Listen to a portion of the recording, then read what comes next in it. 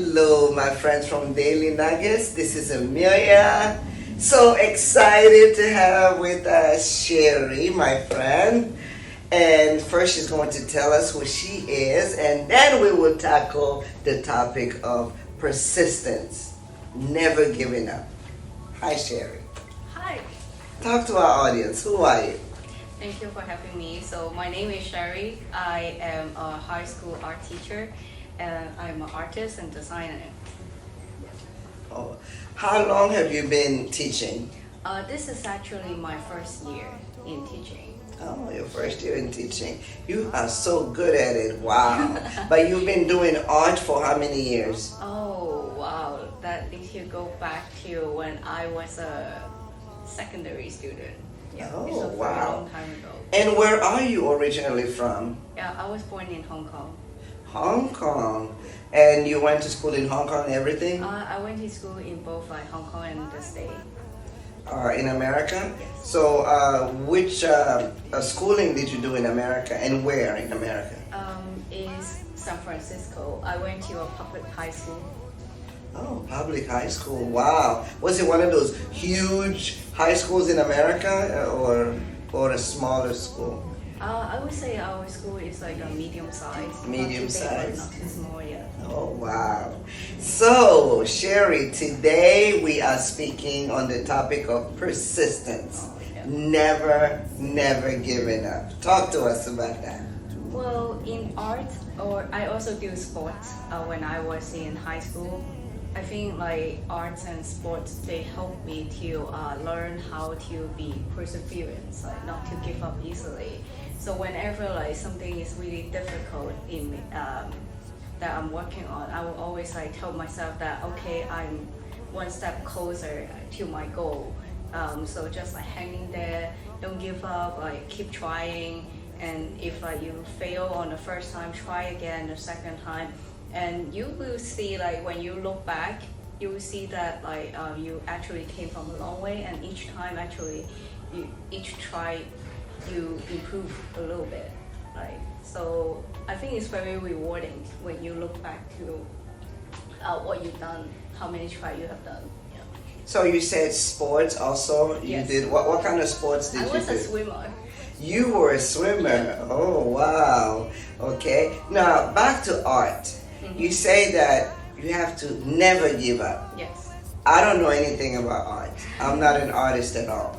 You know, I spent 22 years when I was in America, taking students to Europe, different countries in Europe, and we would visit museums. Yes. I would go to Paris and we would go to the Museum of Louvre, and all I know there is really the Mona Lisa, of course. And then in London, it was really sad because when we would go to the British Museum, everything would look the same to me. It's like, and I kind of have the view of, which is bad, it's like if you see one museum, you'll see them all, which is definitely not true. And so drawing, I always give up. What advice would you give me? What advice I would give you? Practice. Practice will make you perfect. Yeah. So even though I'm an art teacher, but I'm also a human being. Like I cannot be good at like every single thing. Like I have my weaknesses. For example, like I'm not super like skillful in figure drawing, like drawing human body.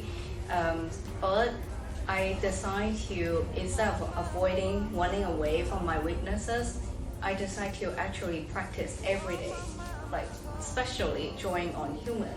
Until at one point I look back to my sketchbook, and I can see like what improvement I have done like in the past week, and then like that actually encouraged me to continue practicing. Yeah, so even though still now I was trying to like squeeze like 5 minutes a day, do a very small like little sketch. It doesn't matter how big it is, like, but if you break it down and then like just do it a few minutes, don't give yourself too much pressure, don't beat yourself up, take time, and then you will see the progress actually. So basically, just keep practicing. Yes. With no pressure. No pressure. At your own time, at your own pace. Yeah. Be patient with your growth. Be patient with your growth. Yeah. Wow. And if I'm drawing something and I have like I started it wrong, can I just keep throwing that paper away? Oh no, please don't. Don't? Yeah, I even force myself to not to draw with a pencil. I would prefer to draw on a pen or marker. Something is like not erasable. Why? Because like if I cannot erase it, that forced me to like think, how can I like continue to work with this and make this better? Yeah. Wow. I've never thought about that before. That drawing, you keep your creativity using a pen, something you Yes. cannot erase anymore. Yeah, that like forced me because like if I know I have an eraser, I can always undo and redo things. Like I would never go anywhere else. Like you need to force yourself to feel comfortable with like the challenge.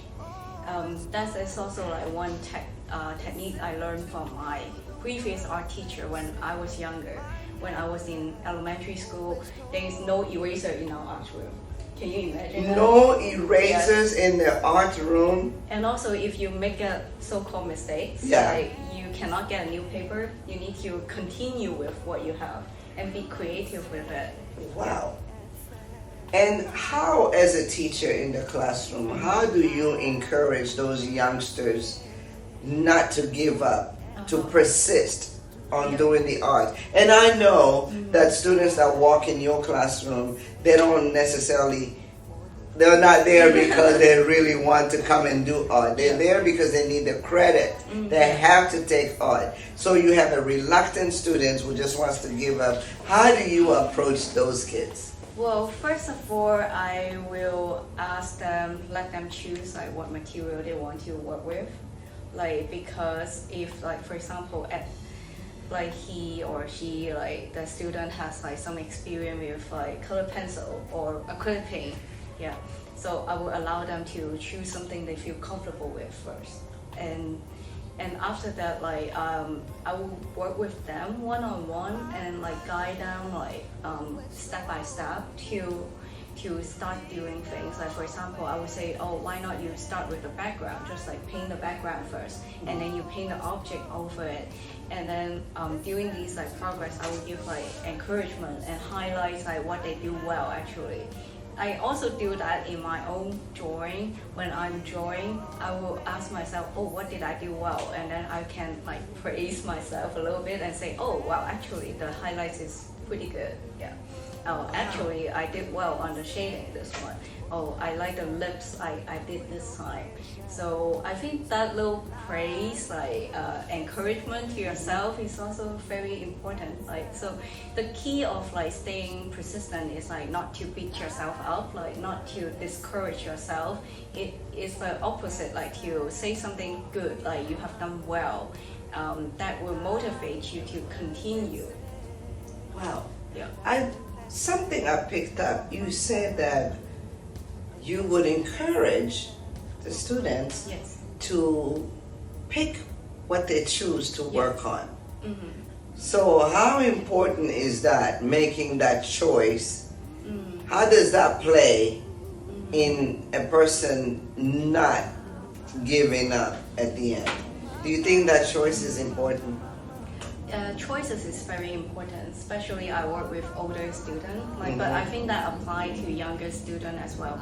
As a human being, we like to have options. Like I kind of like give them options, but not options because like they need to finish the project.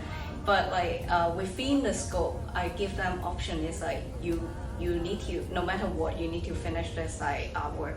But you can choose like what art medium you want to work with. You want to work with dry media, wet media, like, or you want to make 3D or 2D, like, yeah.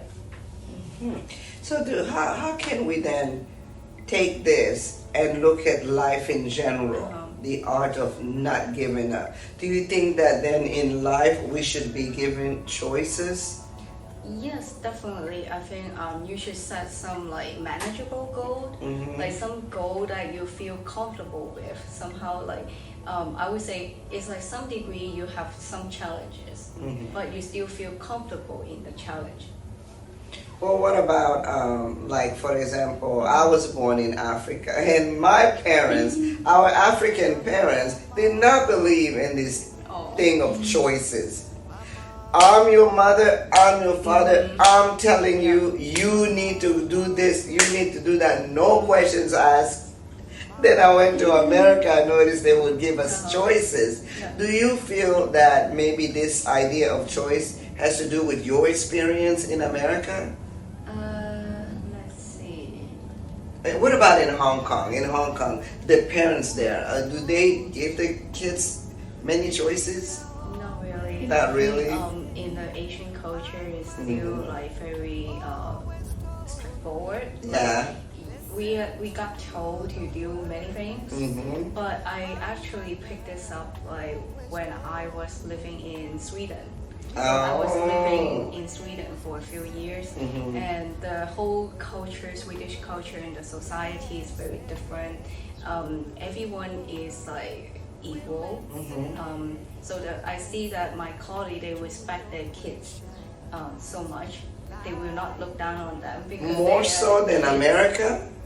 Yes, I think it's more flat actually. Yes, and that kind of environment helps me to build up my confidence.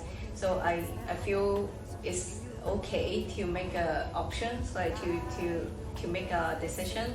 I think the environment helps you grow and Wow. build up the confidence. So Okay, so Sherry here, I guess, says never give up. Keep practicing because practice makes perfect. Yes. And if you want to enjoy what you're doing, so you need to get options. Maybe whoever is in charge can also offer, or you can demand or ask for what options do you have. And that way it would keep you interested.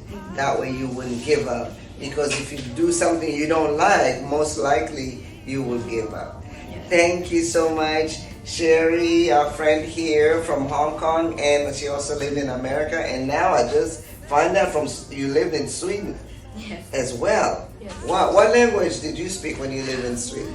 English. English.